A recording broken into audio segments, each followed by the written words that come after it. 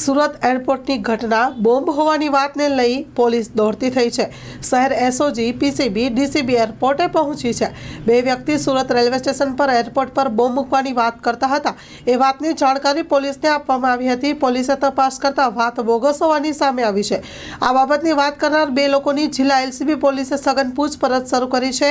હાલ સુરત એરપોર્ટ પર ચેકિંગ ચાલુ છે। સ્ટોરી રિપોર્ટ બાય સુરતી સતીશ કુંભાણી સાથે કેમેરામેન ચિરાગ રાજકોર।